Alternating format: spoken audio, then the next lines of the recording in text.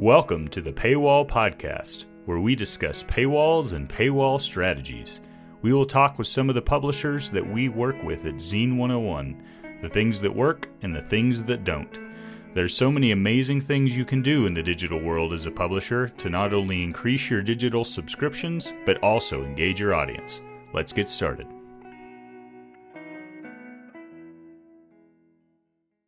My name is Peter Erickson. Most people call me Pete. I'm the CEO and founder of a company called Zine 101. We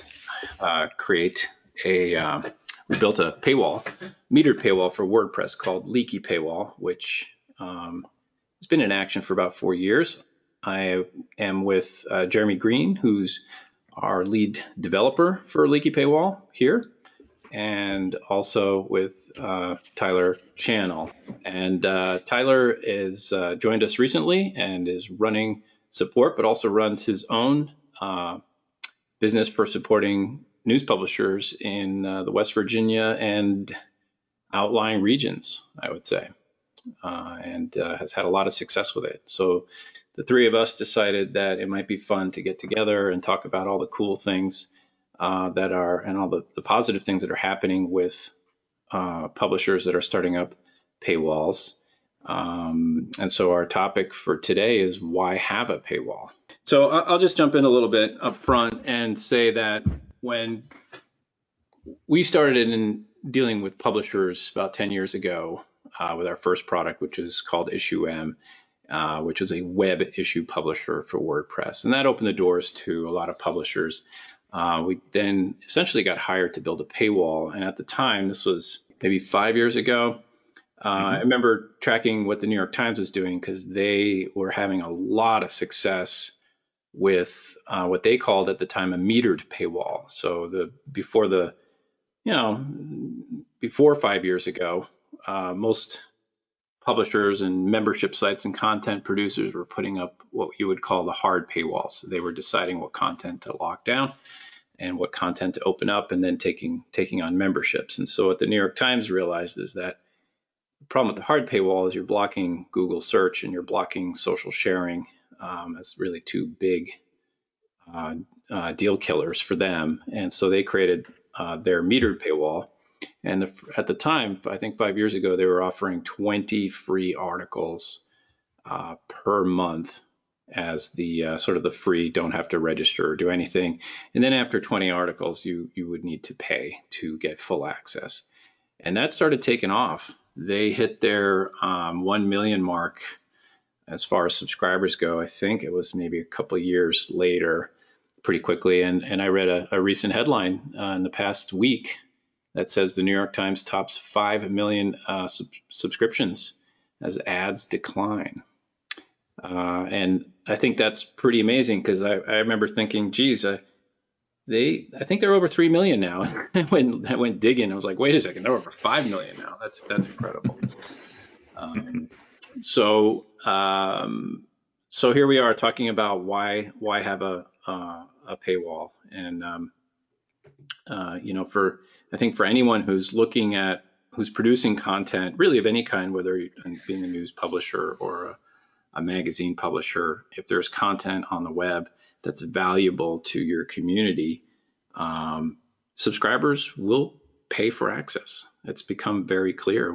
In 5 years, we've seen publishers start with a paywall really from zero. And remember Modern Drummer magazine, when we launched them 3 years ago, maybe, they had more than that. They had their content was really available as a PDF. Their magazine was available as a PDF purchase. It really had very little traction on it. And when we launched, we launched the site for them. We had put all their magazine articles in this web issue format, so that they were getting Google traction and social media sharing traction. And in 2 weeks, they signed up 900 paying subscribers. And I know today that they're still getting, double-digit subscriptions every day as far as paid subscribers go. It's been a pretty amazing ride. So the thing that I think it's really important is for any publisher to realize is that if you're starting to lean on digital ad revenue, you're probably already seeing that it's not paying the bills. And digital subscriptions is one of the answers to, okay, well, if print is declining and print ad revenue is declining, and we have a website here, now absolutely is the time to make sure that website is publishing content the way you want it to publish, and then ask for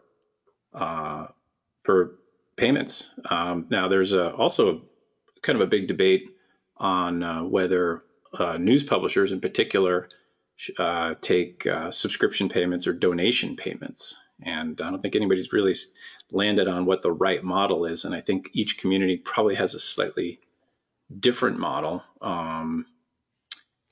And that's publishing content. I mean, there are a lot of ways to do it. You publish the content on your website, take a subscription or ask for a donation, publish content in a paid newsletter, and just require a payment to subscribe to that newsletter, or publish a free newsletter and ask for donations.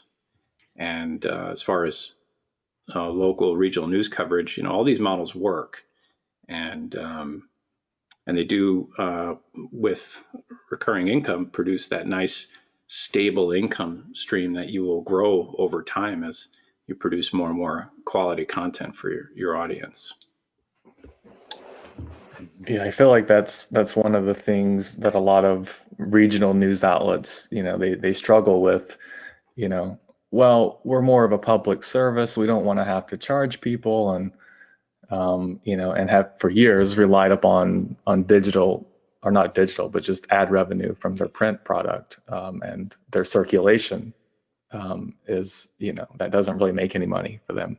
That's just sort of a cost. It offsets the cost for them. So, and those who have tried, at least the ones that I've worked with, have gone with a membership style where they charge $5, $10, $15 a month, and it works. It works for them even in markets where there's like 2,500 people. And I tell people that all the time. I'm like, I get pushback because they read a headline from the New York Times and they're like, 5 million subscriptions, that's great, but I'm in like, a town of 2,500 people. There's no way on earth that would ever work, especially given, the internet challenges in a state like West Virginia. And, that's really not a problem. I mean, people subscribe not just in West Virginia, but they subscribe across the country. And it actually works. I mean, I had a client who got the Welch News down in McDowell County, West Virginia, and they within a matter of 10 days of going live, this was about a month before the coronavirus hit, they saw 100 new paying subscribers. So I mean, in a market of 2,500 people, that's not bad. Yep. And what was their subscription income, digital subscription income prior to that? Zero. So the same day that I launched their website, we launched a paywall. So there was, all of that was done in tandem. So. Yep. And I think one of the reasons why the paywall is working now is because people are so used to kind of the subscription model of getting anything really these days, from Netflix to Amazon. We've just been kind of conditioned to that's just the way that the world works now. So I think it's a good time as far as that's concerned too. Because a lot of people previously have been why should I pay for news digitally? Everything should be free online. And I think that mindset shifting, with everything going on in the world of, quality content is worth paying for. And I think people are starting to get that, and they're showing that with their pocketbook whenever they pay for those digital subscriptions. So just the fact that they're going up shows that people are starting to think that way. Yeah. And I think it's always hard too, like, in many ways, the news industry sort of set this precedent that, we're going to put all of our content online for free.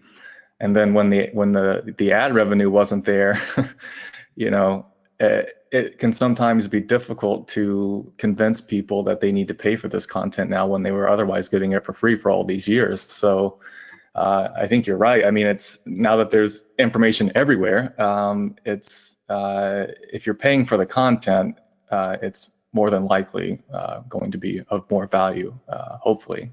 At least hopefully it's accurate content if you're paying for it. So that's I think that especially for local regional news publishers, you know, they have a bit of a monopoly in their area, and you know, if you're the number one producer of local content, and communities want to know what's going on, they have nowhere else to go, they will pay you.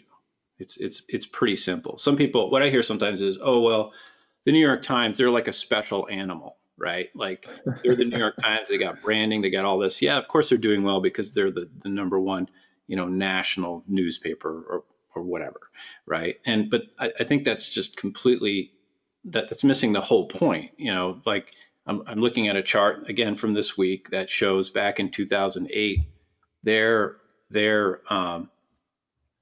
ad revenue was twice their subscription revenue, right? I mean, think about it. Advertising, 2008, that's 12 years ago. Still, you know, we're in the digital age, you know, pretty modern digital age. And their ad revenue was twice their subscription revenue. And then you go walk forward to 2012, and their ad revenue is about the same as their subscription revenue. And then their numbers for last year, for 2019, their subscription revenue is now almost twice their ad revenue. So even a monster like the New York Times is seeing their ad revenue just get crunched. It's a quarter of where it used to be back 12 years ago. And their subscriptions have been growing, I wouldn't say explosively, but steadily. And so they've hit that mark because, you know, so they are arguably the number one in their niche, right? National news. And if you look at, you know, Wall Street Journal is another big one. They're probably number two, I would say. And then who's number three? I have no idea, you know, who the rest are. But they're all competing, right? They all want subscriptions. But the problem is you know, to get the subscription, you kind of do want to be the number one in your niche, you know. So and that's when things start to click. So for local regional news publishers, you have a monopoly. You have the ability to absolutely take subscriptions or donations. People will pay you. And you know, if you're a magazine publisher and you have a niche which you you know, are at the top with, again, it's the same equation. People will pay you. And you know, let me just keep rolling here. You know, when you look at ad revenue, digital ad revenue, there's just so many things working against the publisher today. You have Facebook and Google I think they're claiming 90% of the ad revenue today. You know, so it's, you know, it's just changed completely. From Google introduced paid search, and then Facebook with all the demographic targeting. You know, it's a very, very tough to compete against it. Although in a later episode we can talk about sponsored advertising if we want, and of the goodness that's happening there. But you know, today it's like, how many ad blockers are people running? You have 40% of readers that have installed ad blockers, so they don't even see the ads. And then there's ad fraud. I mean, the ad fraud is so rampant. Nobody can agree, but everyone agrees that it's just rampant. You know, that the publisher is getting, if they're lucky, they're getting 30%, you know, of the dollar spent in ad revenue, and then they don't. You know, the robot clicks are off the charts and very hard to know exactly what they are. So unfortunately the digital ad game is, I think, kind of done. You know, the display ads, they don't do well on mobile. You know, we're all on phones.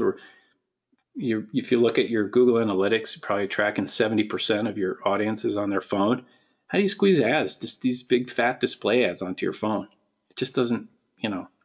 You can interrupt, and we with our app platform that connects to Leaky Paywall, we've done tests with interstitials in the in the apps where you go from one article to the next and it loads up an ad, like an interstitial is sort of a full screen ad shows up. You have to look at it for a couple seconds and then it goes away, or you have to tap it to go away, or whatever. It's called an interstitial. And the aggressive publishers that went for this, they just bailed because their readers just said, no way, this is garbage. We don't want this. And so I think people too, like for me, I subscribe to Hulu for content and I pay the extra fee every month to not have commercials. Right. I want to get rid of as many ads in front of my face as possible and just get to the content. So for me, it's worth, the extra dollars to remove the ads. I think that's a great strategy for a publisher. I think, you could easily do that with our software. I'm sure with others too. But you create a premium subscription level, $5 a month, $10 a month. I've seen $15 a month for local news publishers, magazine publishers, probably in the same ballpark. And create a premium level that's like $1 or $2 per month higher, and it wipes all the ads off the site. And that's a big revenue gain. When you guys were talking about this, it was making me think about, you're talking about the ads. When Google introduced this whole idea of like looking at a survey and like, inputting data and then and then showing you content. And I was just sitting here thinking about like how ridiculous that sounds to give that information to Google and let them make the decision on how much money they'll pay you for the content that you're producing on your site. Right.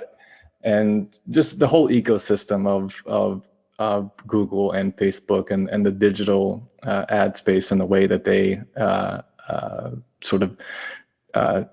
the way ads are tracking with cookies and stuff like that. Just so many ethical and moral dilemmas that you can get yourself into when you start thinking about the ways in which they run those systems.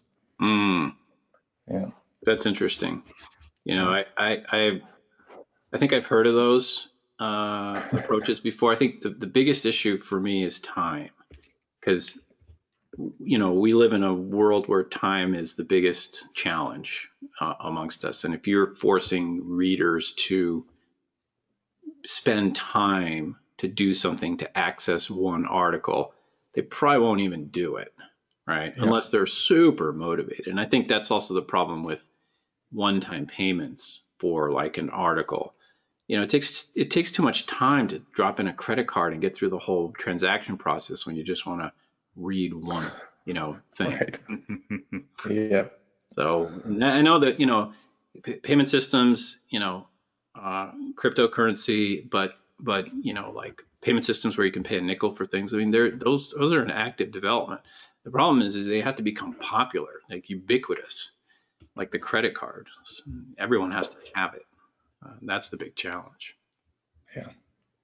Yeah, and it's interesting. I've seen a pretty big trend lately too with the ad blocker, where if you go to a news site, they'll notice you have an ad blocker and not let you view the content unless you turn it off, right, or subscribe. And right. For me personally, 90% of the time it's not even worth it, and so I just leave. Right. Right. So figuring out a different method there, is an important part of it. Yeah, because it literally takes too much time to turn off your ad blocker and refresh the page. Yep. We're just in such a hurry these days. Mm-hmm. Yeah, absolutely. Yeah, maybe we'll talk about ad blocker strategy at some point. Yep. I did want to touch on something you were mentioning a little bit earlier, going back to the main question, why have a paywall, and niches and how that relates to having a paywall. Because we have seen some sites where a paywall didn't really work. And, the number one reason being that the content was too general. If it's content you can find anywhere else for free, right, then, there's not a lot of motivation for someone to pay for it. So do you have any thoughts on that? Well, I think that's why like USA Today and other smaller national publications are really struggling with subscriptions, because they, you can find information about, politics or, what's going on in the world or sort of the bigger news of the country, there's just so much of it out there that, okay, well, why would I give my money to you when I can get this for free? And I think that's ultimately the really big challenge with the more the smaller national publishers. And I remember reading a book on I think it was a 7 immutable or 21 immutable laws of marketing or something like that.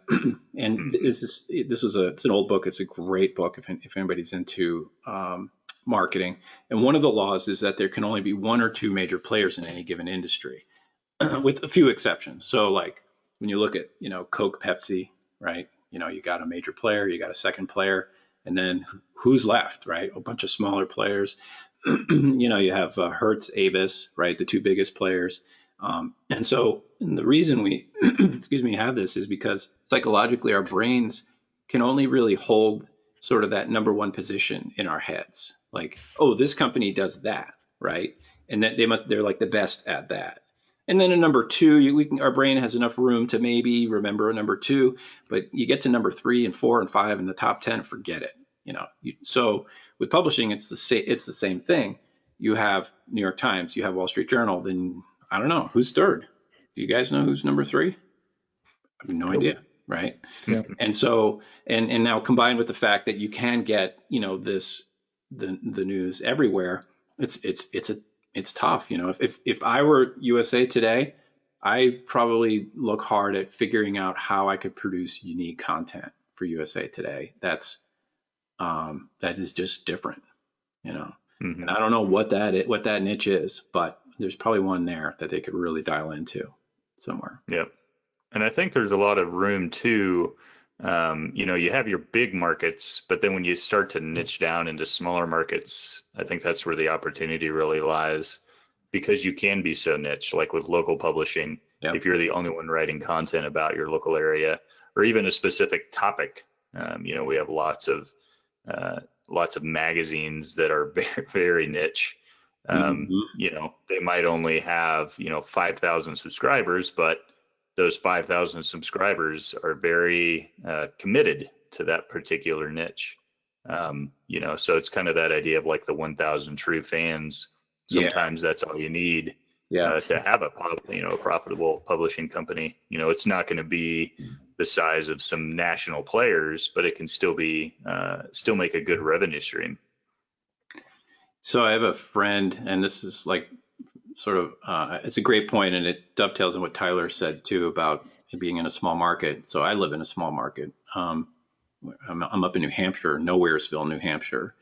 And I have a friend who started a newsletter. It's free. You can donate.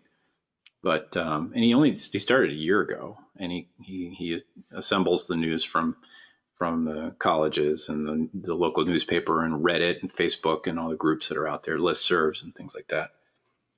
He's got 6,000 subscribers now, 6,000, right? Like in a year in a very small area. So, focus on that niche. And I agree 1,000%. And if you do a good job with it, people will follow you and they'll pay you. Also, it reminds me of, I've talked to publishers who are like, well, can you get me like, 500,000 views or 1 million views a month or something? And, really the trick here is not so much views. It's like, how about like 1,000 or 2,000 subscribers paying you $5, $10, $15, $20, $30 a month? Right. That's really the goal. That's right. That's exactly right. So, and we should absolutely talk about how to bring those subscribers on, what we've seen works. Yeah. Future episode. Yeah. Mm-hmm. Yep. The thing that I think is so cool is you can use a paywall to generate email leads rather than a pop-up to generate email leads. Now, pop-ups work. You put a MailChimp pop-up in front of somebody and say, join our newsletter. It works. Absolutely. Do people hate them? Yeah. But they work. But with a paywall, you can set up a free registration level, which entices people to drop off their email address in a very organic, relationship building way, where now you're being the good guy as a publisher and building your email list, which is good for converting paid subscribers. And you get the added benefit of getting advertisers to sponsor your bigger email list. So that's our wrap on why have a paywall. We're going to keep talking about paywalls and paywall strategies, and we'll talk about some of the publishers that we work with, things that work, things that didn't work down the road. There's so much to talk about, and what's really cool is there are so many amazing things you can do in the digital world as a publisher to not only increase your paid subscriptions, but to engage your audience better, build your email lists. And there's some big wins available to you out there that are already happening, and we're going to talk about them. Thanks for listening to the Paywall Podcast. You can find us at paywallpodcast.com. Be sure to subscribe in your podcast player of choice, and we'll see you next episode.